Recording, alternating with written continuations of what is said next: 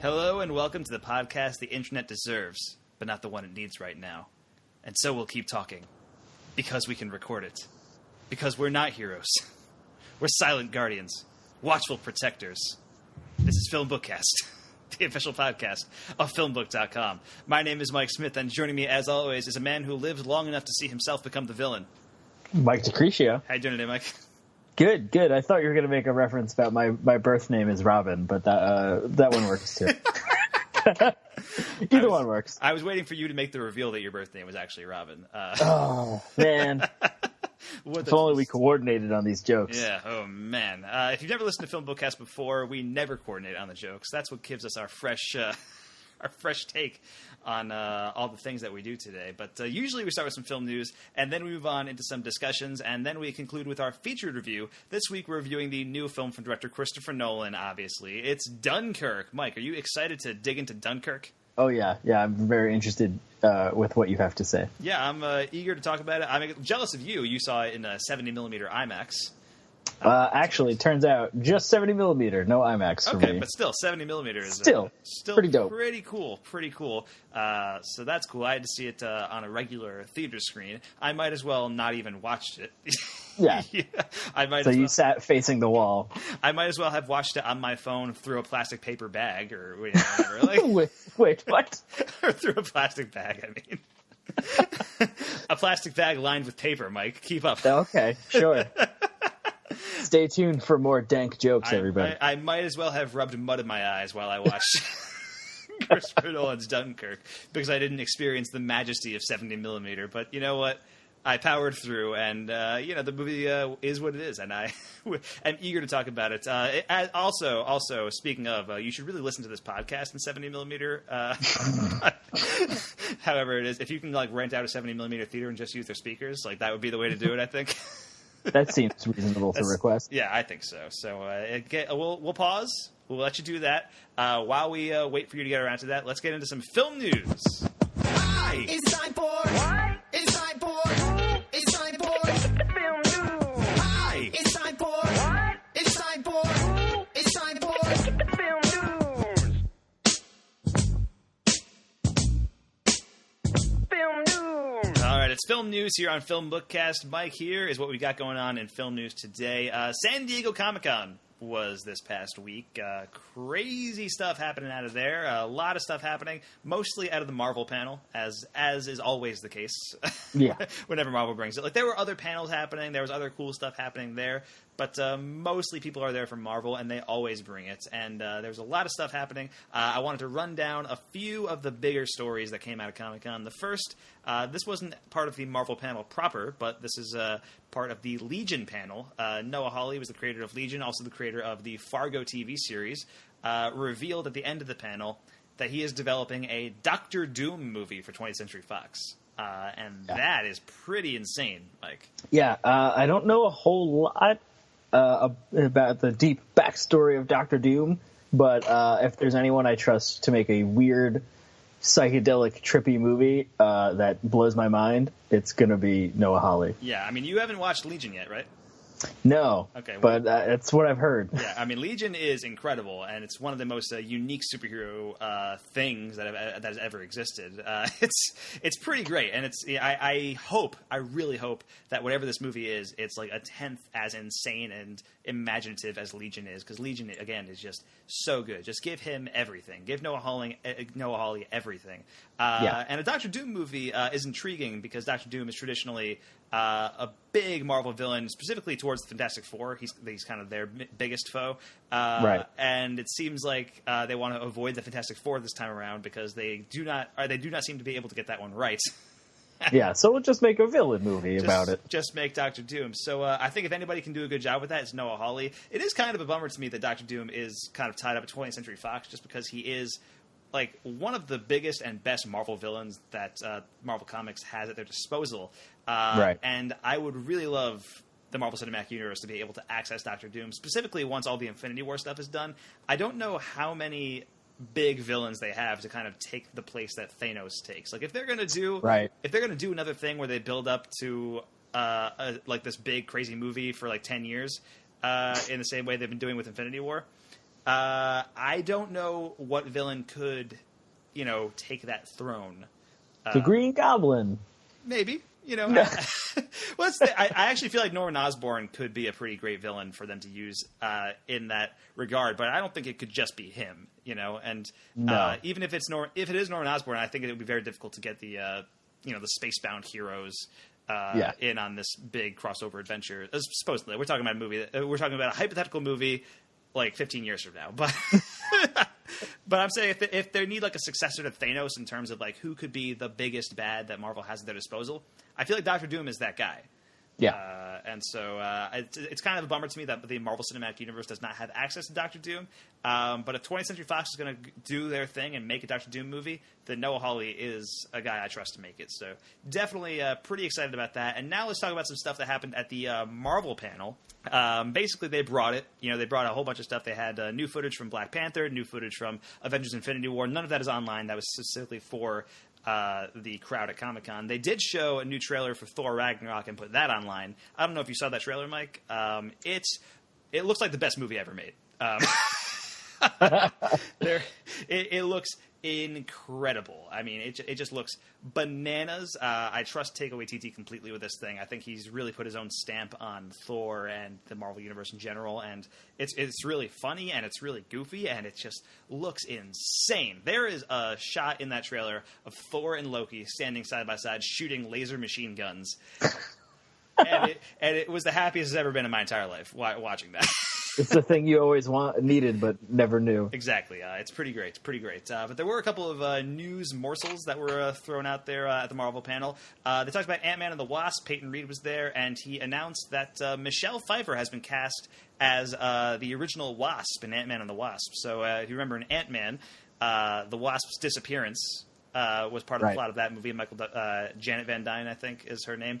And so, supposedly she's in the quantum realm or whatever. But now Michelle Pfeiffer has been cast to play her in the sequel. So that's pretty cool. I assume this movie will probably be like a Search for the Wasp kind of thing, like a Search for Spock-esque thing. Or she'll pop up in the first 20 minutes and just be on the adventure. Who knows? But it'll be young Michelle Pfeiffer because Marvel loves doing that. Yeah, well, I think it would be. I mean, I am sure there will be some kind of flashback scene where it will be young Michelle Pfeiffer and it will blow everyone away. And to be fair, like Marvel is really excellent at that young actor stuff. Like it's actually incredible, I think, and it's different than like the stuff with like Rogue One and Grand Moff Tarkin like took me out of the movie because it just looks weird to me. But when Marvel does it, like because maybe it's because they have the actors actually there and they're just using CGI to de-age them. Like whatever technique they're using, it is working. Because it really blows me away. Like that was young Michael Douglas in the flashback of Ant-Man. Like I remember it looked like he walked off the set of Romancing the Stone, and it was pretty nuts. Straight into that, straight into that scene. So pretty stoked about Michelle Pfeiffer's casting. That's pretty cool. Apparently that's the actress that Evangeline Lilly wanted for the role. So that's pretty cool. I know Michael Douglas was actually jonesing for his wife to get the role, Catherine Zeta-Jones. And that would have been cool too, but Michelle Pfeiffer is great, and that's crossing the DC and Marvel streams. She played Catwoman in Batman Returns. So that's cool. Actually, Lawrence Fishburne is also in Ant-Man and the Wasp, which also crosses the DC Marvel streams because he's in the new DC movies as Perry White.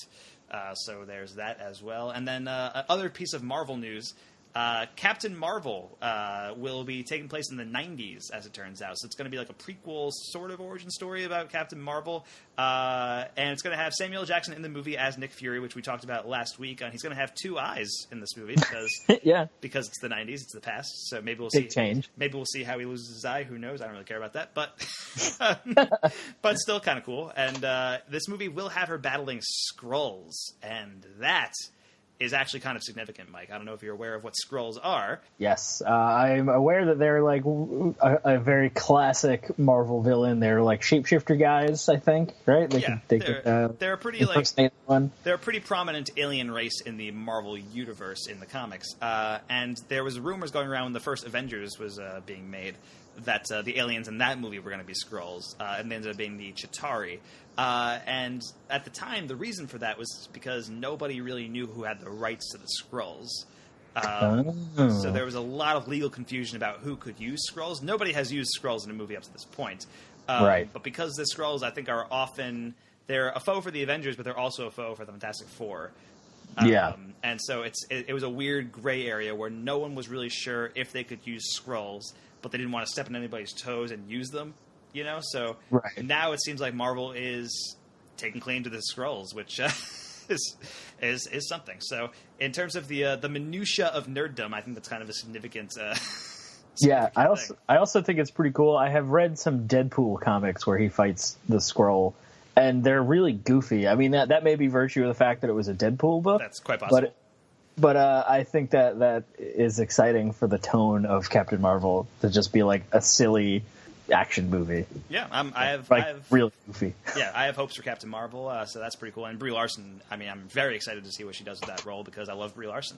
So that'll be cool. And then finally, I have the most important story that has to do with the superhero movie. Henry Cavill's mustache, Mike. You son of a bitch. Who let you pick the stories this week? Me, and I do that every week. But People don't need to know, Mike. yes, so if you haven't heard, the new Justice League movie is coming out in November. It's currently undergoing reshoots, and apparently what happened is that Henry Cavill did not have a mustache when he was filming the movie the first time, and Superman doesn't have a mustache to begin with anyway, in most traditional incarnations of Superman. Right. And then the movie wrapped filming, and then he went to go work on Mission Impossible 6, where he's a cast member in that movie, and he grew a mustache for the role. And then he had to go back for reshoots on Justice League, but I guess he was shooting Mission Impossible 6 at the same time, and there was a contract dispute where I think Paramount would not let Warner Brothers let him shave his mustache. Jesus Christ. It's a very sordid state of affairs over there. So now Henry Cavill's mustache is prominently featured on several of the shots in the reshoots, and Warner Brothers actually has to digitally remove his mustache from Justice League. And as soon as that news broke out, my entire Twitter timeline just went bananas. Yeah, it went everyone berserk. just exploded. It freaked out because I think it's a kind of emblematic of DC's problem. What's happening with DC movies is that every conceivable problem gets thrown in their way. Yeah. You know, this is going to be a super expensive procedure. I'm pretty sure. Like they're going to have to pay like probably millions of dollars to have somebody digitally remove Henry Cavill's mustache, Frame by frame to take out a mustache. Exactly. And a lot of people are saying, like, you know, Henry Cavill's pretty attractive with a mustache. Why don't you take that money and digitally add a mustache to the scenes where he doesn't have one? That might be a better use. What's the of your twist? time. Could be wild. Because who knows? Like, there could be a version of Superman with a mustache. That could be the new interpretation of Superman. Like, he's back from the dead, and he's got a mustache. Got a motherfucking mustache. I would be into it. I think that would be a pretty cool new take on Superman, but alas, that is not to be. WB is removing the mustache. Hopefully, they will release a mustache cut of of the movie On the director's cut Blu-ray. It'll have the mustache left in. Exactly. So hopefully that's the case. But yeah, otherwise, and they did screen some footage of Justice League at Comic-Con. I think that went online actually.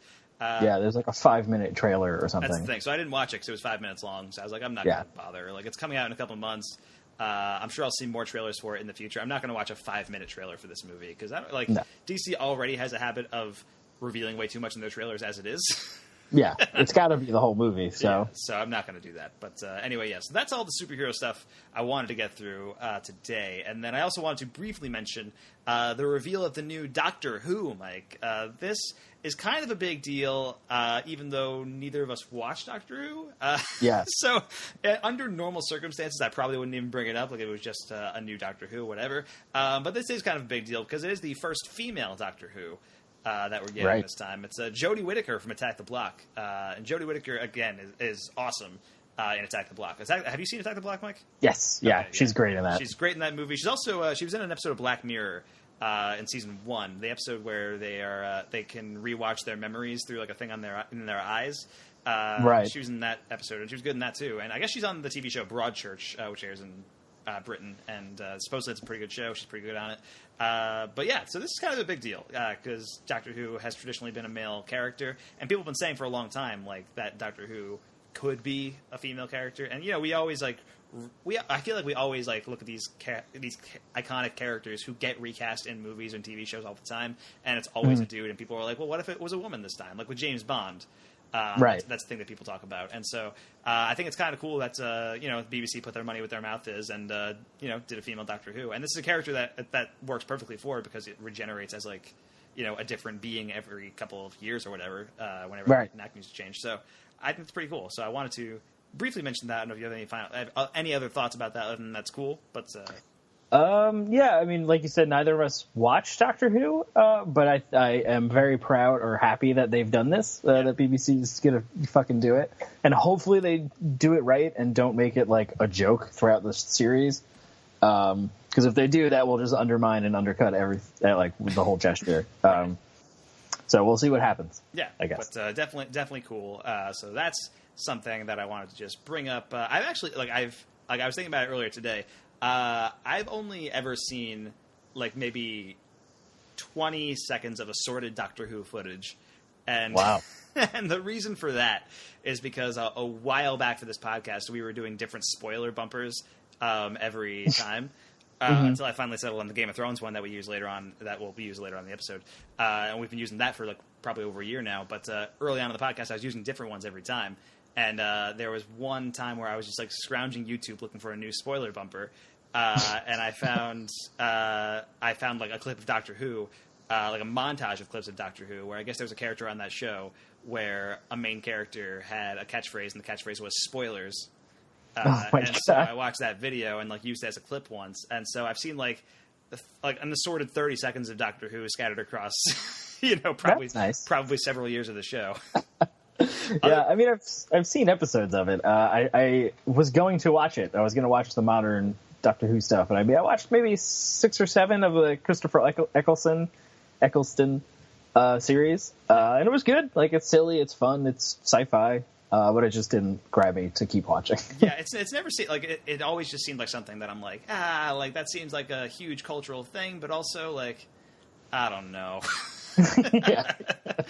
So yeah, that's the Jodie Whittaker Doctor Who news. Pretty cool. And then we do have a bunch of other stuff to get through in film news, Mike. So we should try to get through this as quickly as possible, but we're not going to.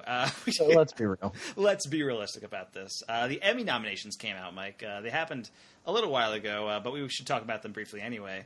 So I wanted to talk about just kind of the major awards, see what your thoughts are on the nominations, because I have some concerns.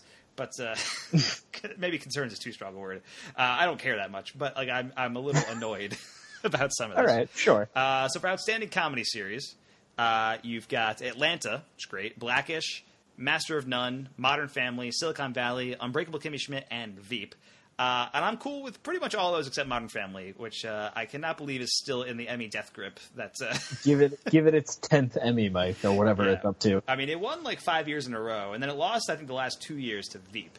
And Veep is a great show as well, and I'm happy. I was pretty happy that Veep won last year because I think it had its best season last year, season 5. So those are the comedy nominees, and then the drama nominees. We got Better Call Saul, The Crown, The Handmaid's Tale, House of Cards, Stranger Things, This Is Us, and Westworld.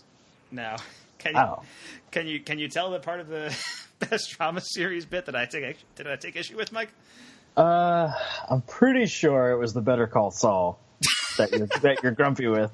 No, that is the opposite of that is the opposite of what I'm talking about. I think it's ridiculous that Stranger Things is nominated in this category. I know it was your favorite show of last year, so I'm sure you're happy about it.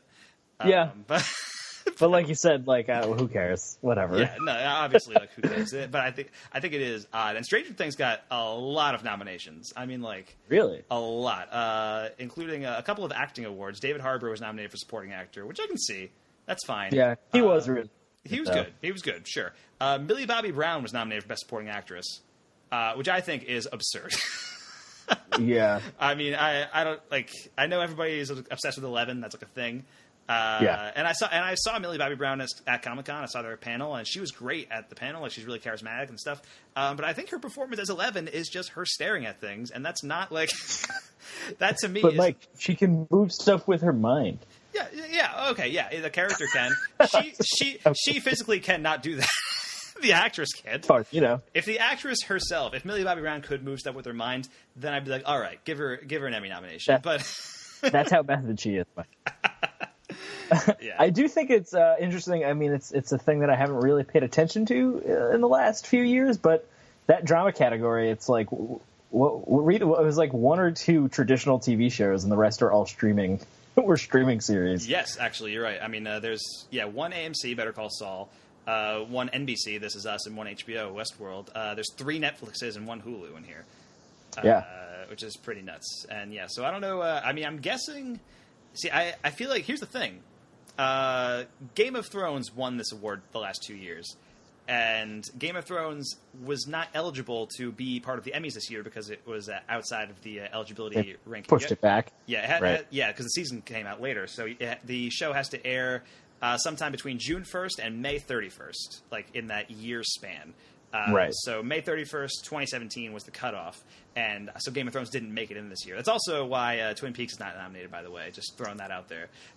Next year, if Twin Peaks does not clean up at the fucking Emmys, then they're worthless. They are absolutely worthless. But yeah, so I wanted to bring that up because I think it's anybody's game. I think at this point, who could win these Emmys for Outstanding Drama Series. Out of these shows, I would love to see it go to Better Call Saul. The only ones that out of these 7 shows that are nominated, I've only watched 3 of them, which are Better Call Saul, Stranger Things, and Westworld. But I would love to see Better Call Saul take it. Westworld I'd be okay with, too. I think Stranger Things might have a shot at this just because of the massive popularity that show has. Yeah. Just culturally, it seems like it'll win. Yeah. Although The Handmaid's Tale could win just because of like the time period that this is right now. I feel like that's like a pretty like a heavy political statement if you gave it to The Handmaid's Tale. So they might do that. This Is Us is also a huge hit that I hear people talk about This Is Us all the time, like in my real life. Like it's like not just on my internet life where like the real good shows are, but like in my real life, people are like, "Hey, have you watched This Is Us?" And I'm like, "Nah." But nah. I'm above all that. I'm above all your peasant network television. I'm not. I watch a ton of network television, but but I have not watched This Is Us. So I wanted to mention those, and then a couple other ones. Outstanding limited series: Big Little Lies, Fargo, Feud, Genius, and The Night Of.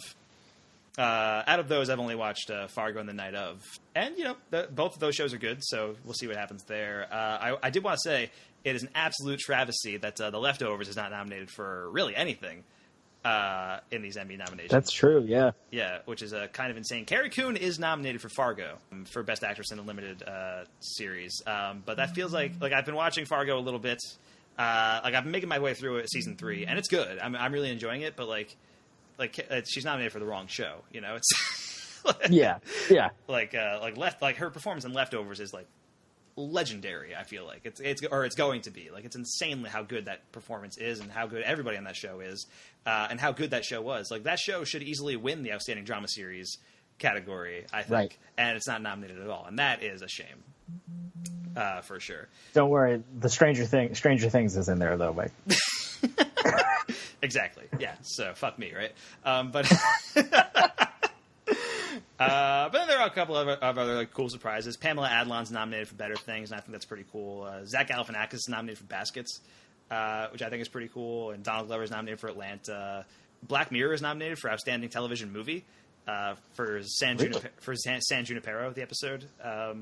So there's that. I was curious, like, if that counts as a television movie or if it's like an episode of a TV show. But Sherlock is also nominated in that category, so I guess it's whatever. So just do whatever, BBC. Yeah, I guess. So there it is. But yeah, so wanted to bring those up. The Emmys, just kind of talking about some of the major nominees, and then we should move on to some other news because again, we just have so much film news to get through.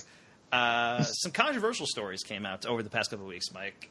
Some controversial new projects that are being made, and I wanted to get your take on them. The first of which is Quentin Tarantino's next movie. Now, I am very, very excited about this, solely because it's the next Quentin Tarantino movie. That's all. Right. That's honestly all I need to hear, and I'm like, I already gave my ticket. I've already purchased my ticket. But his next movie will be about the Manson family murders, which is kind of nuts. This is going to be the first time he's done a movie based on a true story, as far as I know. He's done movies based around true events, like, Inglourious Basterds and stuff like that, but obviously it's a fictionalized version of World War II. So this seems like it's going to be based on a real-life event, and that's really all we know about it right now, is that it is about the Manson family murders. We don't even know if it's, actually about it, or if it's using it as, a launching-off point or something like that. It may involve Sharon Tate in some capacity. Right. But I think that's really intriguing. There's been talk about Brad Pitt and Jennifer Lawrence circling this project, which I would love to see Brad Pitt work with Tarantino again, and I'd be really interested to see Jennifer Lawrence work with Quentin Tarantino. I think that could be a really interesting pairing. Yeah, I mean, what was your take when you heard that Tarantino was doing a Charles Manson movie? I'm definitely interested. I think, like you said, seeing him do a true story and a not cartoonish version of a true story, right? Like you said, presumably, yeah. If that's yeah, because that's kind of the thing that people were getting upset about, is that they were kind of just judging this based on what they assume a Quentin Tarantino movie is, which is just, insane, bloody, over the top violence and all that stuff, and that's not something you need to glorify in terms of the Manson family murders. Right. But I feel like that really has like a very dismissive and a misunderstanding of what Quentin Tarantino's movies actually are, because they're also like they have that violence a lot of the time, but they're also a commentary on that violence. Right. And also, I doubt this movie will be like, the fight with the Crazy 88 and Kill Bill or something like that. Like it's not going to be like that. Yeah, I also feel like I remember hearing Quentin Tarantino talk about how he was interested in doing a horror film in the future, and if he was going to do a creepy horror slasher thing around the Manson family murders, like that sounds really cool. But that's also just me hoping for stuff. Basically speculating, yeah. Yeah, exactly. But I'm interested. I'm definitely down. Like like you said, just by the fact that it's a Tarantino movie, I'm pretty much in, and I am eager to learn more. Absolutely, yeah. So I wanted to bring that up, and then I thought the Quentin Tarantino thing would be the most controversial story we talk about, and then I got an email from HBO because I get HBO's press releases sent to my phone. Because excuse me. I'm just because I work at a radio station, so I get like press releases from different networks and stuff if I want to if there's like people who are ready for interviews or something like that. So HBO sent a press release to my phone, and I opened it and I read it, and my immediate thought was, this sounds pretty cool. Not even thinking about what the reaction to this news was going to be. And then I checked Twitter, and it was a bloodbath. And yeah. You done fucked up now, Mike. Yeah. HBO has announced a new series called Confederate, which is a series that's going to be from the creators of Game of Thrones, David Benioff and D.B. Weiss, or D.B. Weiss and David Benioff. I might have mixed those up. And it's basically about an alternate reality where the South successfully seceded from the Union in the Civil War, and slavery is still legal there. And it takes place in the present day, but it's like an alternate present day where we're gearing up towards a third Civil War. I like that in the press release they note the third Civil War, because it means we've already had a second one. It's already happened. And, they're talking about like it's following people on both sides of like the Mason-Dixon line. They call it something else, like the Mason-Dixon battle zone or something. And this news sparked just a huge wave of controversy. And I didn't even think about why it would be controversial until I saw it on Twitter, and I was like, oh, obviously, of course, this is controversial. Of course people are upset about this. Why? How could you not realize that would happen? Yeah, so that was dumb on my part for sure. But anyway, yeah. So I don't know, because I've read a lot about this show. I've read a lot, and at this point I've kind of resolved to just never read the comments on anything about this show ever again. But sure, just for my own sanity at this point.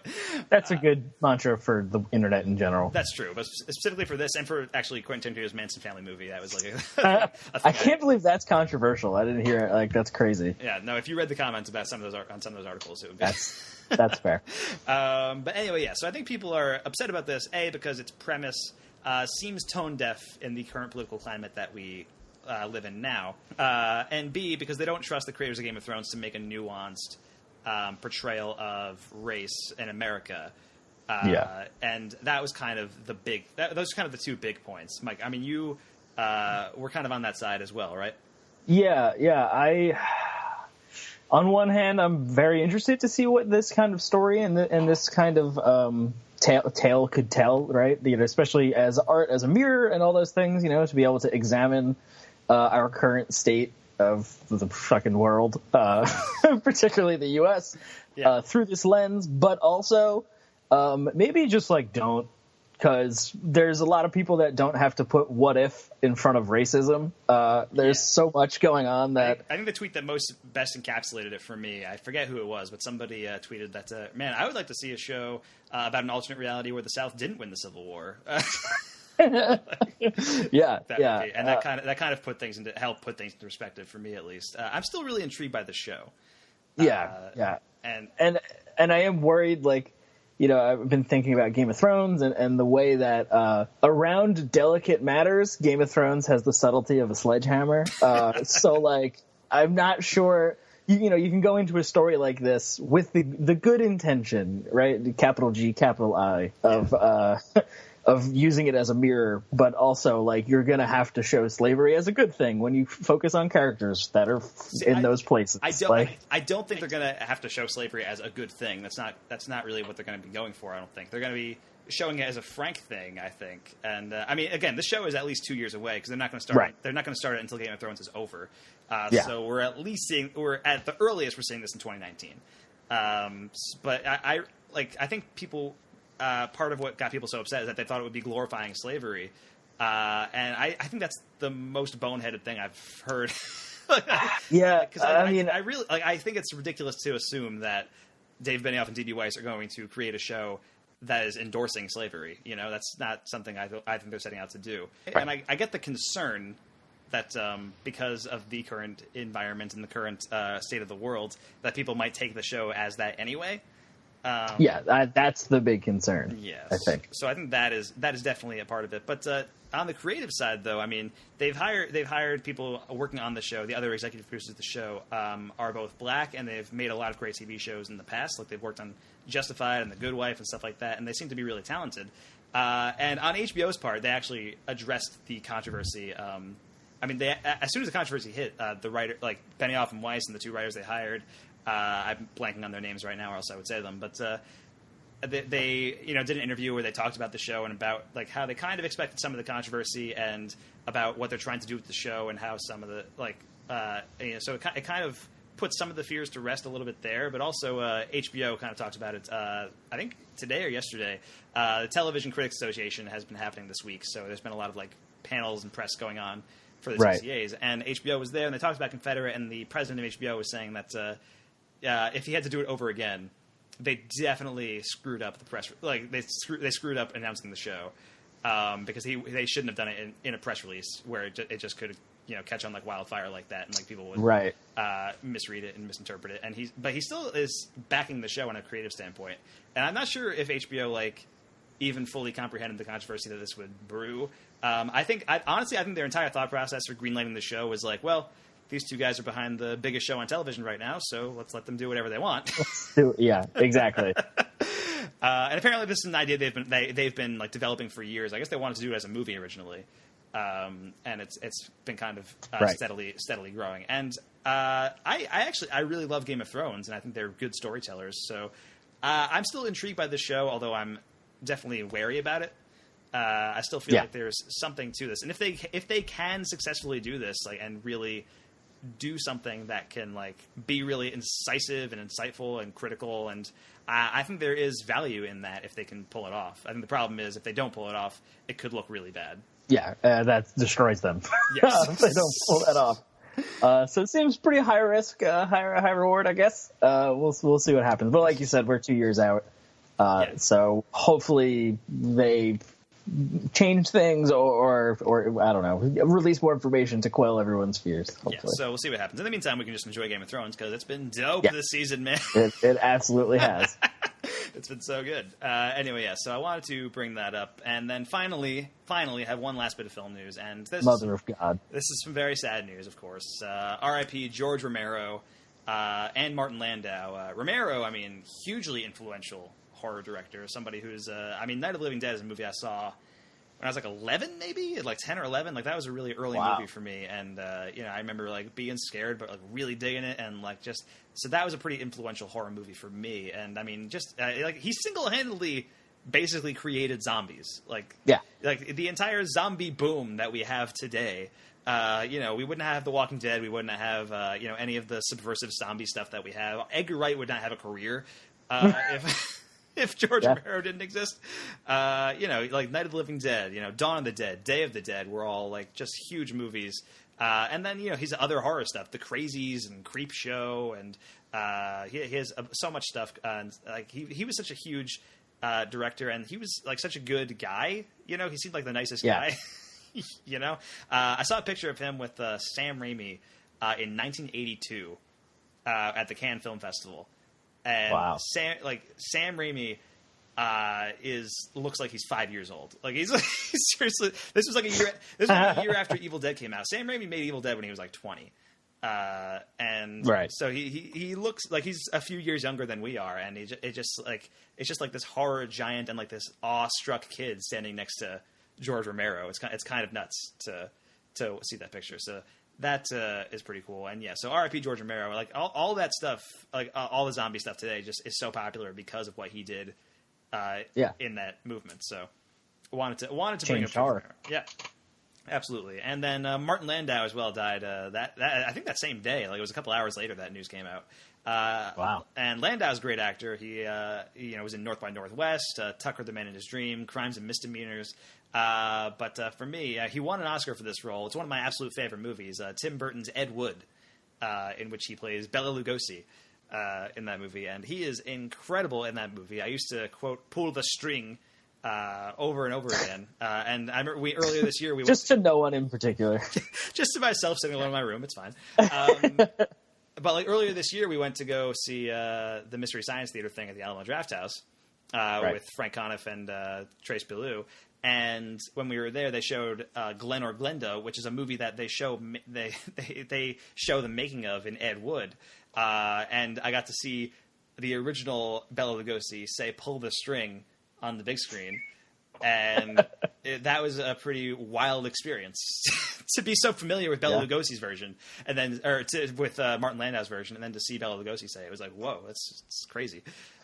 So yeah, I wanted to bring both those up. Mike, do you have any like other thoughts about Romero or Landau, or should we move on? No, I think it's the loss of two pretty big film icons, that had 60-year careers, right? Yeah, they were both fairly very old. prolific. Yeah, but it's afraid to say the new normal. I think we're going to start losing a lot of people, unfortunately. So brace yourselves. Yeah, I mean it's already kind of been the case, but we talked, and I think we talked about this before. Just the way that culture has worked over the last 50 years, we've gotten so many more options for so many more avenues for artists to create. And that means there's so much more stuff out there that we've been raised on. And that means eventually, like, all those people will die, and there's going to be it's going to be like every day, like at a certain point. Yeah. So that's a bummer. Actually, earlier today, June Foray died, prolific voice actress and a voice of mine. I was obsessed with Rocky and Bullwinkle as a kid. I don't know if you know that, but I have. That's the most you thing you've ever said. But when I was like 8 or 9 years old, I have the DVDs of the first like 3 seasons of Rocky and Bullwinkle. Wow. And June Foray, that's awesome. June Foray's like probably most well-known role is as Rocky the Squirrel in Rocky and Bullwinkle. And she died today. She was 99 years old, which is kind of insane. And she was still working. Like she still did stuff, and she's been a part of basically everything. She was Cindy Lou Who in How the Grinch Stole Christmas cartoon. She was a bunch of Looney Tunes characters. I believe she was the grandma in the Sylvester and Tweety cartoons, but she was also the witch. Hazel, yes. Which also it's another thing I quoted all the time when I was a kid. The Hansel and Gretel Looney Tunes cartoon. Do you remember that one?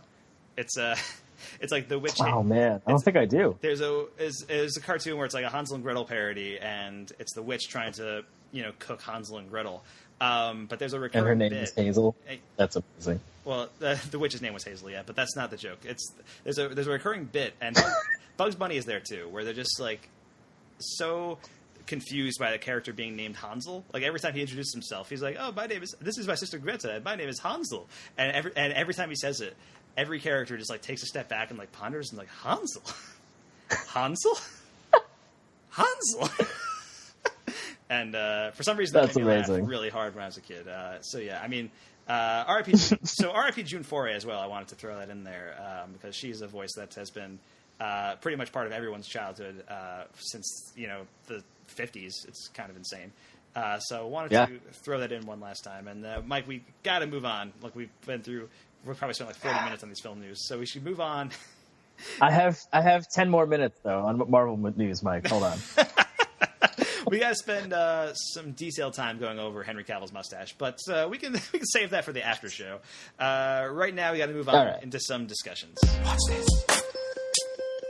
These are my discussions. Just when I thought I said all I could say, my buddy and I talk about movies we see. These are my discussions. There is so much to see, you and me. So we're gonna talk about movies for our discussions. All right, and now it's time for discussions on FilmBookCast, and just like film news, we got a shitload of discussions to get through, so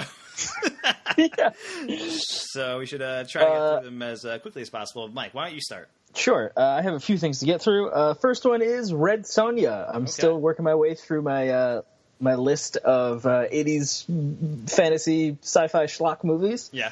This is the third and final movie in the original Conan run. I know they have remade Conan, I think. Right, with Jason Momoa. Right, that's right. Yeah, happens. That was a thing that existed. And that was a thing that happened, yeah. The big deal, so Red Sonja, she's played by Brigitte Nielsen in her first film role. Really? Probably should have passed on it. Red Sonja, as compared to the first two movies, is pretty rough. Yeah. The acting of Brigitte Nielsen is pretty wooden, because, it just is what it is. Sure. But we do have Arnold returning as Calidor? So he's not playing Conan in this movie? I mean, it's Conan, but he just, calls himself Calidor, and, there's never even, a wink to the camera that he's Conan again. He just never acknowledges it. Okay, weird. He just is, it's just got a different name. It's really weird. Yeah. Is he, a significant part of the movie, or is he just, a cameo? Significant in that he plays an important role, but he's not in much of the movie. Okay, got it. So it's a supporting role, basically. Gotcha. It also features Sandal Bergman, who plays the evil queen in this movie, who was Valyria in Conan the Barbarian, Conan's love interest. She returns as a different character also. That's cool. So this is basically like an alt-universe Conan movie. Pretty much. Yeah. It's really weird. There's some really funny stuff going on where there's a big sword fight at the end between Sonja and the evil queen, whose name I didn't write down, the character. But Sandal Bergman was a stunt woman, so she is just sword fighting circles around Brigitte Nielsen. It's absolutely hilarious to watch the difference between Red Sonja is winning the sword fight just because she has to. But the big deal about Red Sonja is the score is by Ennio Morricone. Really? So yeah, the other ones had kind of silly fantasy movie soundtracks, right? Scores. Yeah. And this has a sweeping Ennio Morricone score. Cool.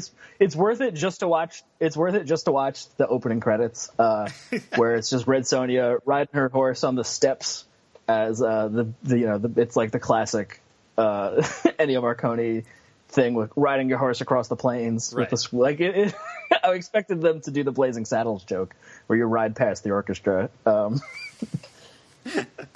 that's Red Sonja. It's I took this burden on so you don't have to, basically. My next movie is Split Second, which is a 1992 action horror movie starring Rutger Hauer, Alistair Duncan, and Kim Cattrall. It also features Pete Postlethwaite in the most hilarious role I've ever seen him in. Nice. Yeah, and this is a silly, over the top, grim dark kind of the global warming ravaged future of 2008. London is flooded. Rutger Hauer is a cop with nothing left to lose. His partner died and he blames himself. And he's got this whole shtick where he, the captain says that he runs on coffee, cigars, and chocolate. And to the point where he's brushing his teeth and he rinses the toothpaste out with coffee. Just that kind of silliness. Yeah. And this is basically a movie that they would show at the Hudson Horror Show that we went to a couple months ago. Right. It did remind me a lot of The Hidden. It's that kind of nice sci-fi. Yeah. It's a murder mystery. It starts out, turns into a creature feature type thing, big monster. There's also a scene where Rutger Hauer goes to a bar where they have the bouncer has a giant dog, a guard dog with him, and he shows the dog his badge, and he says, "Police, dickhead," to the dog. Like, it's so dumb, but like in the best way. There's an amazing one-take scene where they are they have finally seen the creature, and they realize they keep making the "we need bigger guns" joke, kind of thing. Yeah. And they go to the police armory, and there's this really long one take where the new partner, who has been the like Oxford very stiff psychiatrist or serial killer profiler type character, and he, as soon as he sees the creature, he becomes Rutger Hauer's character, where he's drinking coffee and he's smoking cigarettes, and like he immediately dives into this. And the long take is them searching for the biggest gun they have, while he's explaining all of the occult shit that he's now putting the pieces together. Yeah. And it's really manic and all over the place, and they wind up with an assault shotgun that can shoot 650 rounds a minute. Like, it's a minigun shotgun, and it's hilarious. Yeah. So if you can find Split Second, I did see it's on DVD and Blu-ray on Amazon, so check it out. Yeah. It's weird. It's wild. It sounds awesome. And the very last thing I have is I am halfway through The Keepers on Netflix, which is a documentary about a all-girls Catholic school outside of Baltimore, I think it is. One of the nuns that was a teacher there went missing and then was found murdered in like 1969. And the students at the school never gave up. They were never satisfied. The police and the FBI and like the case never went anywhere. The investigation was left open. And they kind of like at-home detective this cold case with a bunch of journalists and the documentary filmmakers, and they get into some crazy shit. They uncover really wild accusations and allegations of cover-ups, and there's a really crazy thing about like repressed trauma and like group memory, and about how all these students at the school, like, no one really remembered this thing until they were all together, and like they all kind of started talking about it, and they like bring up these memories, and it's really interesting, but it is really heavy. So if you're at all, I don't want to be like make a shitty trigger joke, but like there's definitely a trigger warning on this show. So if you're okay with that, check it out. It's really interesting. All right, cool. That's The Keepers. So those are my discussions. All right, that's The Keepers on Netflix. And then I've got a bunch of stuff to get through. Obviously, I got to talk about Twin Peaks because this is my Twin Peaks discussion thread. Episodes 10 and 11 have aired since we last spoke. And, Mike, you haven't watched the most recent episodes, right? Correct. I'm still on episode 8. Okay, yeah. So I won't go into the specifics of what's going on in these episodes, but it continues to be great. It arguably improves every week. There is just so much incredible stuff in these last few things. I am hypnotized by the show. I honestly think it might be the best thing David Lynch has ever done. This renewed season of Twin Peaks. And David Ehrlich wrote a great article about how David Lynch's increased role on the show in front of the camera as Gordon Cole has kind of been an influence on the show as a whole, and it's really interesting. I would recommend checking that out. But there's just so much stuff happening. There is horrifying shit in these last 2 episodes, and there is hilarious shit. Oftentimes it's the same thing. It is really just bold and wild and experimental and weird, and it is everything I loved about the original Twin Peaks, but like just filtered directly through David Lynch without any network oversight on that show. And it just feels so unique and so interesting, and like I really want you to catch up so that we can really talk about the last couple episodes specifically. I mean, there is some great stuff involving some classic characters in the most recent episode, but not in the way that you would expect, and it's just really cool.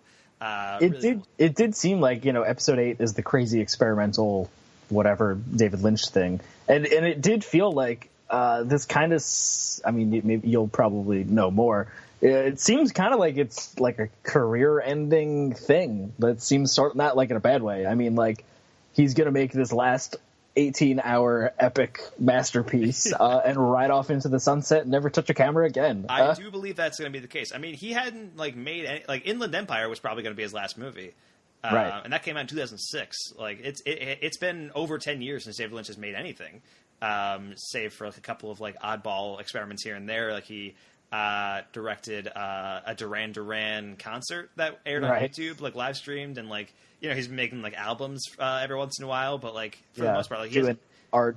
Yeah, exactly. But he hasn't made like a narrative feature in over 10 years, and so it's insane to see him back and just doing his shit and doing it better than anybody else ever could.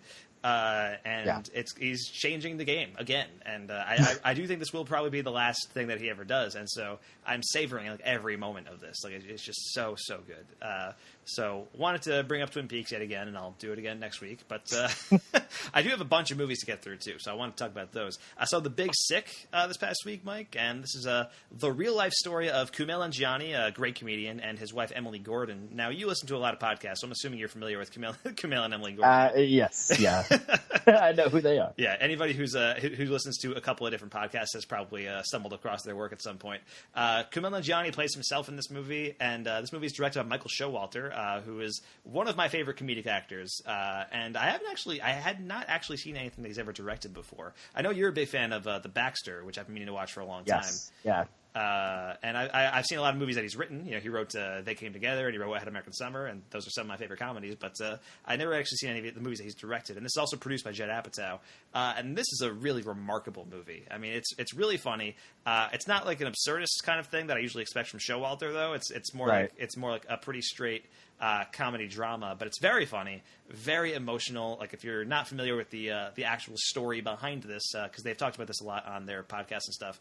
Kumail Nanjiani and Emily were dating, and then Emily went into a coma right after they broke up. But then Kumail was taking care of her and all that stuff, and it kind of shows you that aspect of their relationship. But it also brings a fresh perspective that we don't see in movies that often. Kumail is a Pakistani protagonist, but he's from a Pakistani family, but he was raised in America, and so it's also about the cultural differences between him and his family, and it's just really, really great. So this is a really great movie. It gives great roles to Holly Hunter and Ray Romano. They are incredible in this movie, especially I really liked the movie, but I think the thing I loved the most about it is that it gave Holly Hunter a great role, because I feel like I haven't seen her in a great role in a long time. Like I saw her in like Batman vs Superman, and like that was it. God.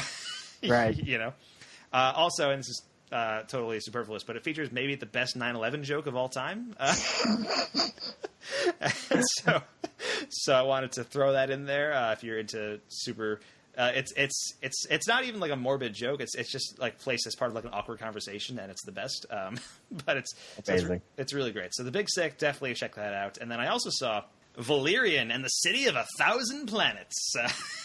You and 10 other people. Yes. That is exactly right. This is the new balls-out sci-fi movie from Luc Besson, director of The Professional, La Femme Nikita, Lucy with Scarlett Johansson, but more importantly for this, The Fifth Element. And this movie, I thought you were going to say Lockout. he was a producer on Lockout. Oh, okay. Which, by the way, Lockout, fucking great movie. But anyway, this movie is just wild, man. It is bonkers. This movie just packs the brim with insane shit. Do you remember the scene in Hellboy 2 where they go into the underground city, the secret city, and So like the Diagon Alley of Hellboy 2. Yeah, exactly. Like the secret city, and you're just kind of like blown away by all the crazy fantasy creatures that are there, like in that like one sequence. Valerian is that for the entire movie. It is absurd. Visually, it is bonkers, and I think the movie is a lot of fun.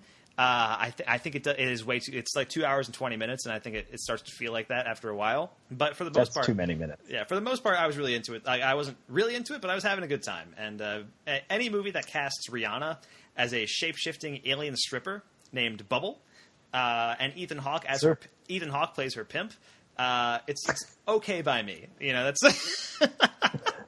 That's amazing. So I enjoyed Valerian, and Dane DeHaan and Cara Delevingne are pretty good too. The first thing I tweeted after I saw Valerian was that Dane DeHaan always looks like he didn't get enough sleep the night before filming, and I feel like Ever. just perpetually in every movie he's ever been in. But I feel like I really got that in Valerian. And I also kind of honed in on who he reminds me of, because he has like sort of a creepier Leonardo DiCaprio face. But he also has the voice of Keanu Reeves. And Wow.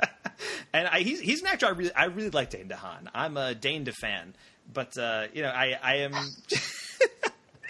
So I just think he's a really interesting actor who's doing he has like a really odd presence in a lot of the movies. Also, just want to throw this out there. There is a straight up reference to another Luc Besson related movie, Taken, which is I'm pretty sure I'm the only one in the theater who caught it, but it was pretty great.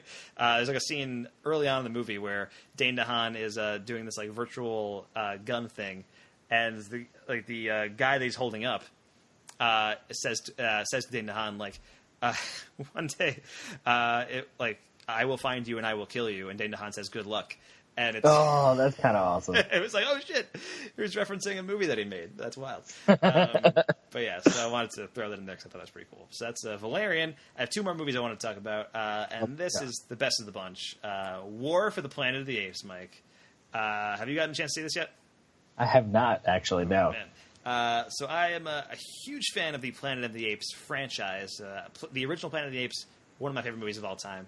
And I love these rebooted movies. I did not expect much from them when they first started. You know, when Rise of the Planet of the Apes come out, I remember seeing trailers for it and being like, yeah, I don't know. It kind of looks like it looks kind of lame. I remember from the trailers, like it just looks like okay, rebooted apes, whatever. And I ended up seeing it and loved it.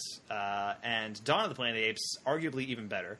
It really brought that series to new heights and matured the storytelling in a lot of interesting ways. War for the Planet of the Apes brings back director Matt Reeves from Dawn of the Planet of the Apes, and this is a terrific conclusion to what I think is one of the great modern film series. This is if you are talking about the great trilogies in cinema history, I feel like this might have to be in the conversation.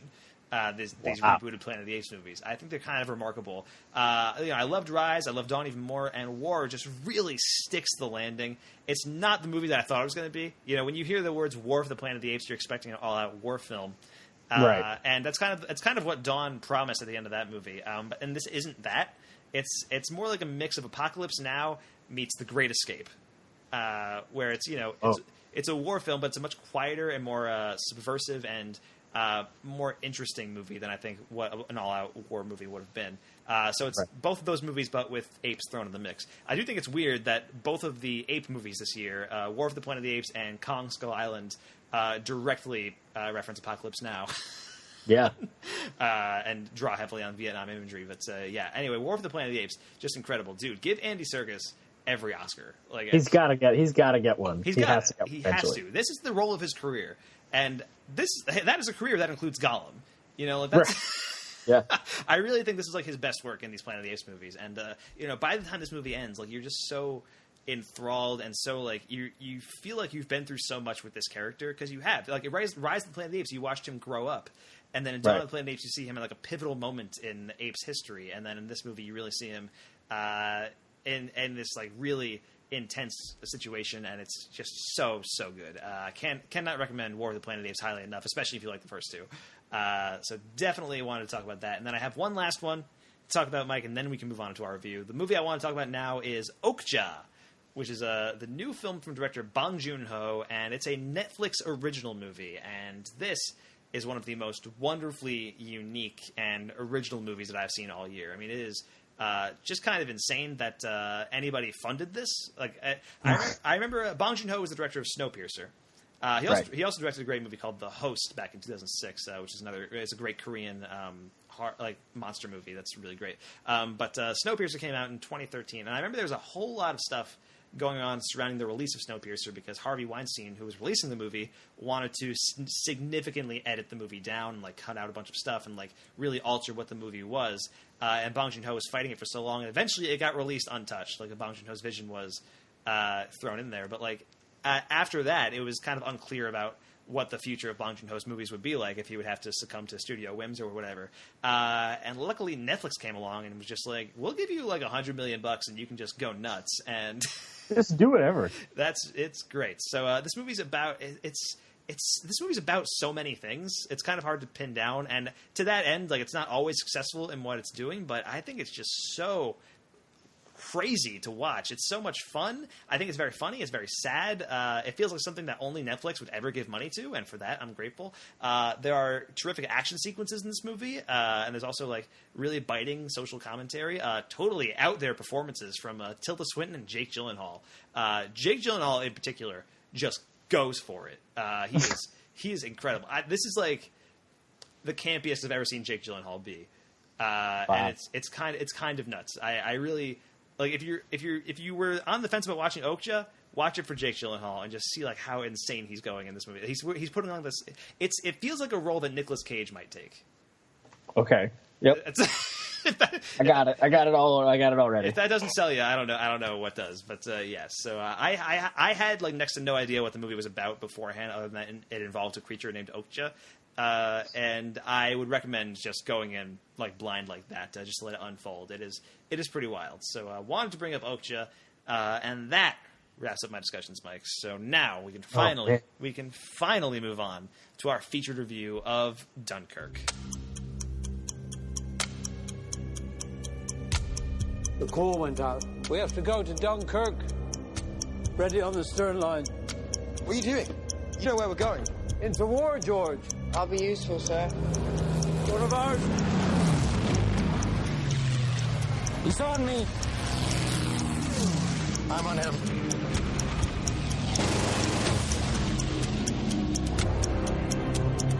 The ship's about to leave. Down you go.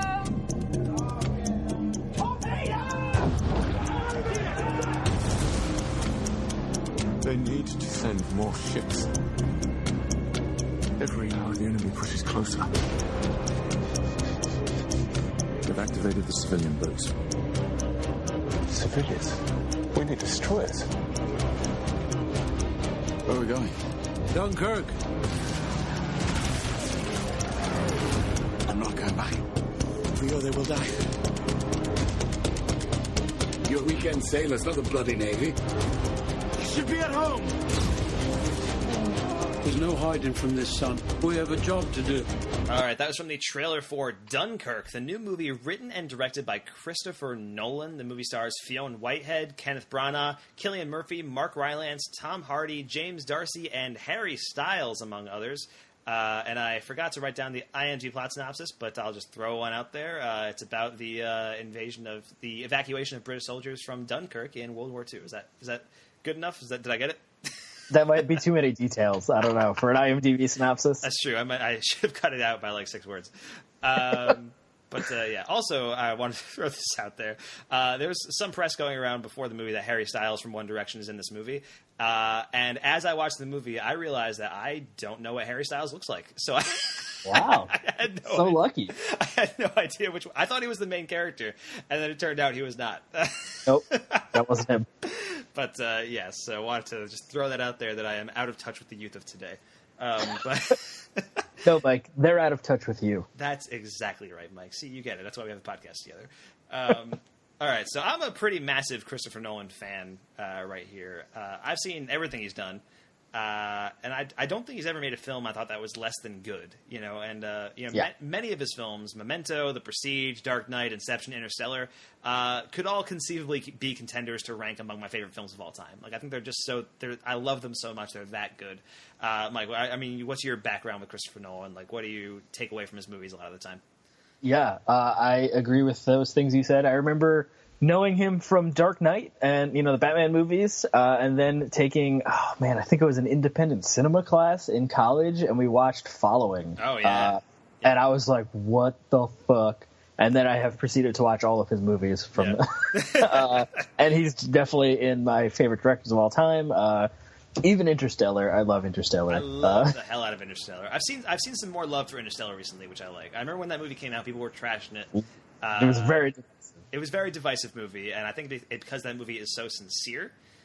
Yeah. And that's something that frightens people. They are afraid of feeling emotions sometimes. But yeah, so I also love Interstellar too. But I was looking forward to Dunkirk, and I know you were too. Yeah. And I found this to be a very harrowing experience. Like, Dunkirk was really intense. You know, there's a lot to admire about it. I think very few movies are this well paced, this well shot, that fucking sound this good. Like, the sound in this movie, Mike, so good. Yeah, every detail is. I don't even know how to put it, Mike. Yeah, but I did also feel while I was watching it that I was sort of watching it at a remove almost. Like, I feel like, you know, Nolan has been criticized in the past for his films being emotionally distant. You know, he's very like cold filmmaker in some respects, and that's never been a problem for me. For me, that's always like a feature of his movies and not a bug. But for some reason, like, I felt that here, and I think part of that is a little bit of initial confusion for me when it starts, because there's this time jumping thing early on that is not super clear about what's happening. At least I felt that way. Like, it starts off and it says the mole 1 week or something, like the mole 1 week, and you don't even know what the mole is at that point. So you're just like, okay, and then it cuts to the next scene and it's like the air, like 1 day or something, and it's like the sea one, and it's like it's just very quick, and it's like you're trying to. So I spent kind of the first quarter of the movie trying to catch up to the pace of what the movie was doing.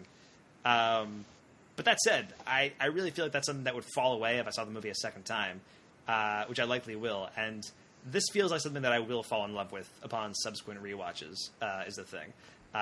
Usually when I watch a Nolan movie, I have this feeling of like being overwhelmed by how much I loved it.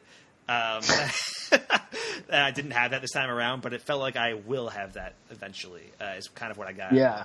What was your overall take on Dunkirk, Mike? I definitely felt that confusion with the time thing, and Christopher Nolan and his nonlinear editing and time and story structure. That's like his bread and butter, basically, outside of the Batman movies, I guess. Yeah. But even the Batman movies throw out there. Batman Begins has a lot of like flashbacks woven throughout that movie. But yeah, that's true. Yeah, it's been a while since I've seen that one. But I was fucking in it. I had heard that it's a roughly a 2-hour panic attack, and I was like, that can't be true. But from as soon as we're with, you know, we have like title card sort of that's giving us some background information, and we go to a group of soldiers, and we're just fucking there, and we're in World War II, and the clock starts ticking literally. And that was it. I was in. I holding the armrests of my chair. I was very much tense, anxious, scared. I was confused by the time stuff, but also I feel it's kind of hard. It's a hard thing to differentiate between intentional confusion and criticizing something for the thing it was doing on purpose, right? But it's still a fair criticism to make that it is difficult to follow what's happening. But also, the soldiers that we're with would have no idea what's happening, right? True. Yeah. but it's still a thing that, you know, it's a very valid criticism to make. I just happened to accept it. I guess was it worked for me. But I did have like 1 foot on the cold, emotionless side of the scale, like you mentioned, but also 1 foot enraptured in the story, because we, I think, get like 4 people's names, maybe. Yeah. And there's so much going on, and everyone's running around and all this stuff. It's very hard to keep track of everyone. But I was in. I loved this movie. Yeah. And I want to see it again in glorious 70mm IMAX this time. It is beautiful in 70mm. It's gorgeous. Nice. Yeah, obviously. I saw it in a regular movie theater, and it looks great still, but I'm sure it looks way fucking better in 70mm, which is the preferred. Nolan prefers you to see it in that format. It's not always feasible for people who don't live in big cities. Right. For those of us who live in backwards hick fills, sometimes we gotta watch it in the theater, in the regular. Gotta suck it up. Yeah, but still. So we should talk about some of the stuff that happened. Like, this movie essentially follows 3 different aspects of the Dunkirk conflict as they're happening. Shows the soldiers on the ground, Tom Hardy in the air, and Mark Rylance's boat on the sea. And right. I mean, I'm curious what you thought the strongest stuff in the film was, because to me it was the stuff on Mark Rylance's boat. That's kind of the least tense part of the movie. is the stuff with Mark Rylance's boat. But to me, that was like that to me felt like a character I could connect to, as opposed to maybe everybody else who you're kind of just about the conflict, and that felt like you're getting sort of an audience surrogate in Mark Rylance's character, sort of. Yeah, it's definitely the like philosophical backbone of the film, that storyline. Right, which Nolan also loves to throw into a lot of his movies too. Yeah, oh man, I'm torn. I loved all three of them. It's like picking a favorite child right now. I think that one is that storyline on the sea had the most, as I said, philosophical and emotional impact. I think the story on the beach was more gripping, I think, if that's the right word. Right. I was more invested in those characters. It split up the things that I want in a movie to happen in one arc, but it splits them into three, right? Like the gripping and exciting, tense stuff is the beach. The emotional and philosophical backbone is the boat, and the air is kind of like just the action movie part. Even though the air stuff is also tense and gripping. Yeah, and really cool. And Tom Hardy is just incredible. Once again, acting through a mask. I mean, he could do it. Yeah, I have become convinced that he hates his own face. Like it's the only logical explanation. Yes. But yeah, I do think like the non-officer soldiers in the movie, they all kind of look the same. And so it's sometimes difficult to tell them apart. But this also, I think, isn't a story that's for the most part meant to get you like really in depth with the characters. You're kind of just supposed to be intense with the situation. And I think Nolan, you're supposed to experience it. Exactly. It's kind of the experience. And Nolan, I think, seems most fascinated with the way the conflict works. I think he's a director that has always been fascinated by procedure, like the how and why of something that happens. And I think that's what this movie really excels at and what it really kind of does. That's basically the whole movie. It's why he spends so much time explaining the rules of Inception in that movie, or we see the process of Batman making the Batarangs in Batman Begins. This movie indulges that impulse to the extreme, to the most part for really good effect, I think. And also, I think this movie and Interstellar feel like Nolan like attempting to grow as a filmmaker in different ways to me. Like Interstellar sees him tackling a much more emotional story than he usually goes for.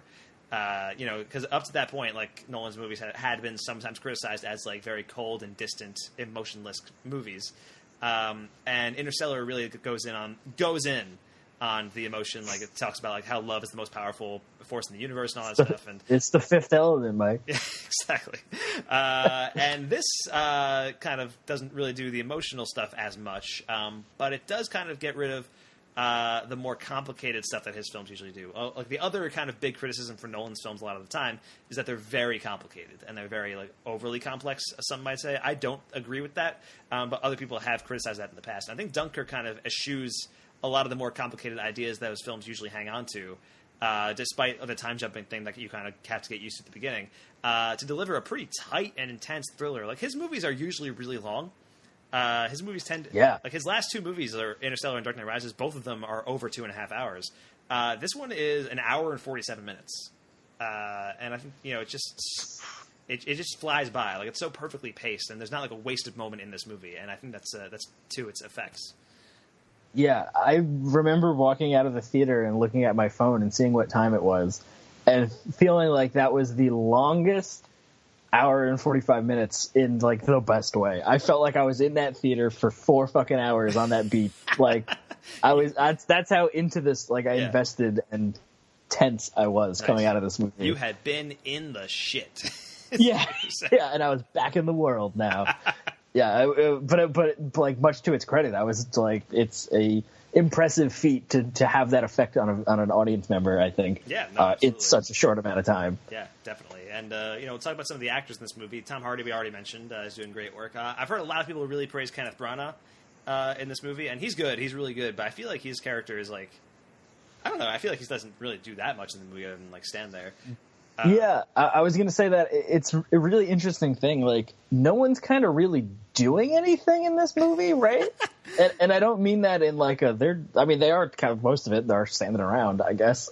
Like, that's what's going on. But so it's really weird. And like you said, the film and story doesn't focus on the characters a whole lot. It focuses on the situation and the event and the experience. Because essentially the plot of the movie is a bunch of soldiers on a beach standing there trying not to die. waiting for a boat. Like, like that's essentially what the movie boils down to. yeah, And so but somehow they like managed to wring a lot of intensity out of that premise, and I think it's really cool. But yeah, I mean, Kenneth Branagh is good in the movie, and everybody is good in the movie. Like, everybody is doing really great work. And I've heard a lot of people like really praise Kenneth Branagh and say like, oh, he could be nominated for an Oscar, and it's like I don't really see that.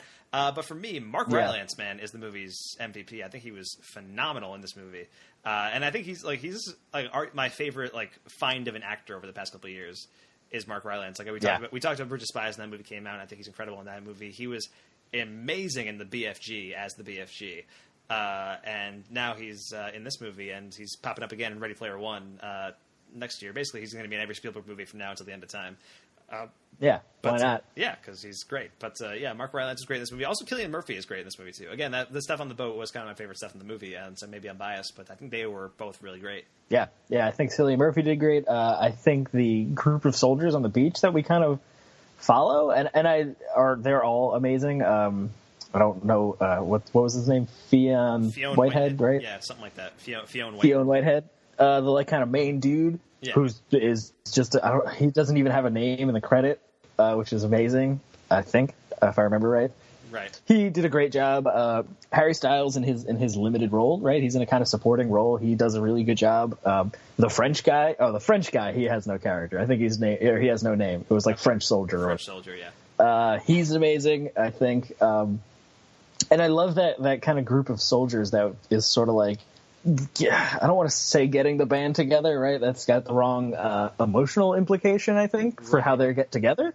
But it's kind of these dudes that just happen to follow each other, sort of, in the situation. And I kind of love that. That was really interesting, how they kind of all come together as just from standing on a beach trying not to die to actively working together. Yeah, absolutely. Now, we've talked a lot about the actors in this movie, Mike, but the real star of this movie is Hans fucking Zimmer. Oh my god! Whose score for this movie is just unreal. I think that's where a lot of the intensity comes from, is just because you're listening to Hans Zimmer's score throughout this movie. Like, it's incredible. It perfectly captures the tension of each moment. I think it's some of the best work of his career. And that ticking clock that you referenced earlier, that's going to become iconic. I think that's going to be like another. It's the Boam from Inception. It's the new Boam. It's the new I remember. I really think Hans Zimmer does a lot of his best work with Nolan. Like, I mean, the Dark Knight score is incredible, and the Inception score is incredible. This is another thing that will become the new Boam, or the new Joker theme in the Dark Knight, with that weird like mandolin thing that's like playing that really long one note for like 45 seconds. Yeah. Like, it's going to be the next that. So I think that's pretty cool. And going back, like, working from that, the sound design of this movie we mentioned before is just bananas good. Like, it is so good. I jumped like 7 or 8 times just from the sound of like the incredibly sudden gunfire that happened in the movie, because it's so much. And I saw it in like a regular theater. I can't imagine what it was like on a 70mm screening. I would probably piss myself. And there is so much to be said for the use of silence, right? There's a couple moments where things just get quiet, and the tension where going from a literal ticking clock to suddenly it's just there's nothing. The tension that somehow gets added on top of listening to a countdown, basically, right, of something you think, is amazing. Yeah, the sound design. Hopefully, this wins all the Oscars for that. Sure. I feel like it will be like a pretty big Oscar contender this year, because it's a pretty popular movie. First of all. Yeah, and everyone's $1 bajillion. Yeah, and so the Academy usually likes to throw in a popular movie if they can, and I think this is like the easiest contender for a popular movie being thrown in there. It's know, this is the most. I feel like this is the most Oscar friendly movie that as far as mainstream movies go that we're gonna have all year. Because as much as I would love to believe it, War for the Planet of the Apes is not going to get a ton of love at the Oscars. I'm sure it'll get like a visual effects nomination, but otherwise, or like Baby Driver is not going to get a ton of love at the Oscars either. Suicide Squad 2 will win, like not War for the Planet of the Apes. Hey, Suicide Squad won an Oscar. Anything can happen. Remember, best makeup went to Suicide Squad for writing the word damage on the Joker's forehead. But yeah, so I do think this will be kind of a big contender at the Oscars this year, and so I think it could be Nolan's like I think it could win. Like it's like obviously we're so far removed from that. Like we're 6 months out. Like who knows what could happen between now and then. But like I feel like Nolan is such a huge name director at this point, and I feel like the Oscars would want that kind of publicity. And I feel like that this could be the year of Nolan in terms of the Oscars. I know, like they nominated Inception when that came out for Best Picture. And that was a surprise. But I remember like the reason they have 10, like Nolan is the reason they have a 10 Best Picture nominees. I don't know if you know that. But the reason we have 10 Best Picture nominees instead of 5 now is because in the year 2008, there were 5 nominees and The Dark Knight wasn't nominated. and people got very upset. So the next year, they expanded to 10 nominees. Like next year, because The Dark Knight wasn't nominated. Because of Christopher Nolan, I believe WALL-E was also a movie where I was like, hey, why wasn't WALL-E nominated? But I feel like The Dark Knight was bigger. Because of Christopher Nolan, we now have 10 movie categories for Best Picture at the Oscars, and then Inception was nominated for Best Picture, and then I very much doubt Dark Knight Rises had a ton of stuff there. I don't think Interstellar. I don't think Interstellar had a ton of love at the Oscars, except for like visual and sound effects and stuff. But still, I think this could be the year of Nolan at the Oscars if that comes to pass. And I don't mean to project Oscar predictions 6 months out because who knows? In July, in July. But who knows what could happen? But still, I do really think this is a really strong movie. I don't think it's I don't think it's among my favorite Nolan movies, but like that's saying is this among my top 200 movies of all time? Like who knows? Because a lot of Nolan movies are, so it's like exactly. It's tough to make that call, but So should we move on into spoilers for Dunkirk, Mike? Yes, I think we should. Okay, let's do that. Let's move on to spoilers for Dunkirk, starting right now. Stop it! Both of you! You're spoiling it! You're spoiling everything! All right, spoilers for Dunkirk, starting right now. So I mentioned before, I thought the best stuff in the movie was the stuff on the boat with Mark Rylance and Cillian Murphy. Rylance is a civilian in this movie, volunteering to help evacuate these soldiers. I think that's just a great character, and there's a lot of great stuff to explore in that. And Cillian Murphy is a shell-shocked soldier. who that's a tongue twister, who does not want to go back to Dunkirk, and it creates some great tension and results in probably the movie's most heartbreaking death. And it's not even a soldier, it's a young kid who just wanted to be a part of something, and I think that's a really that's the movie's emotional climax, I think, right there, is when that kid dies. Or when Cillian Murphy accidentally hurts that kid and nearly kills him. And then it's like a few minutes later, the soldiers are loading onto the boat, and the other kid's like, "Hey, be careful with him!" And the soldier's like, "He's dead." And it's just like such a deadpan. Like my entire theater was silent. It was really intense. Other scenes that you wanted to point out, Mike?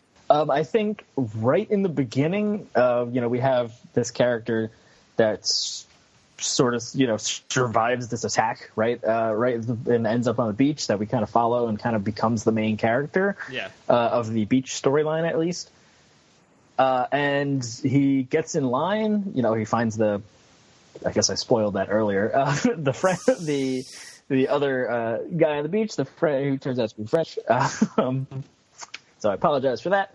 But they kind of get online, right, to just wait for the boats, and the first bombing happens that we see, and there is a shot of him, everyone just kind of scatters and they drop to the sand, and there is a shot looking at his face as the explosions from the bombs are just slowly getting closer and closer and closer and closer, and they just stop, and he just got lucky and he survives. Yeah, and when that's. Yeah. Now, when the bombs hit that soldier that's behind, from where the camera's facing him from the side, and there's a soldier, you can see him in the distance behind him, and you can just see the bomb hit the soldier and just exploding everywhere, and the soldier's ashes and whatever's left of the soldier is falling on him. Oh man, that is insane. Yeah. It's insane. And what's kind of and that happens 4 minutes into the movie, I think. Right, we're just in this insane, tense situation immediately, and that's a scene I really liked. Yeah, no, absolutely. And we should talk about the beginning of the movie. We should talk about the end of the movie where you could just cut the tension in my theater with a knife. The climax of this movie is really great, and I mean, just the way, like I talked about the time shifting thing before and how confusing that is, but it really comes together very satisfyingly in the end when all three storylines kind of converge. You know, and it's so good. Like all the soldiers are there; they're getting onto all the civilian boats, and Tom Hardy's in the air just taking people out. It's really great. Everyone in my theater was on edge, and everything is played like just perfectly in the movie. Especially Tom Hardy taking out the last bomber. It's just such a great like fuck yeah moment. Like it's pretty great. Yeah, and that moment. So I did. It took me a long time to figure out what the times were. Where we see the mole 1 week, the sea 1 day, the air 1 hour. That took me forever to realize that's how long each storyline covers. Yeah. And like I think it took me until we see the bomber and the plane or the ship sinking, and then like the carrier or the destroyer getting bombed, and like all that stuff happening from the air first. Right. And then we go to the beach where we see that ship when the soldiers first find it, and it's like 3/4 into the movie by the time I figured it out. But it still was. It didn't lessen the movie for me. Yeah, fair.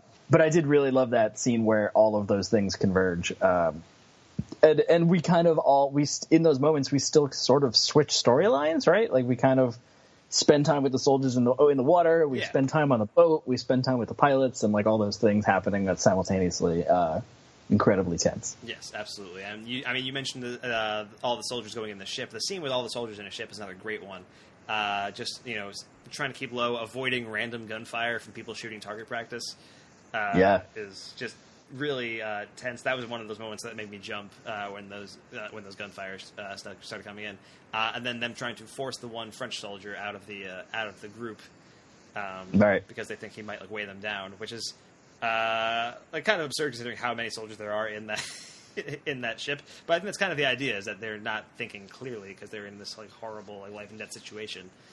I mean, they think he's a German spy first, right? That's true. Or they accuse him of that. Yeah, the guy accusing him is Harry Styles, which I had to research. Right. I researched that later.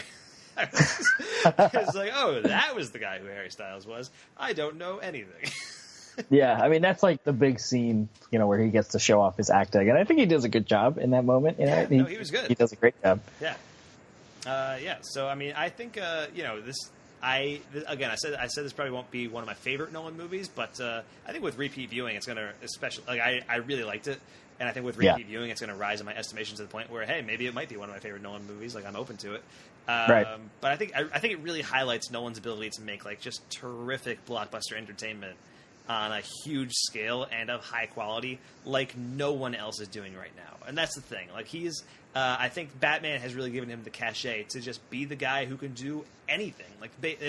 Because not only were his Batman movies hits, his original movies are hits. Like they're and they're huge movies. Like Inception was a huge hit when that came out. Like everybody was talking about that movie.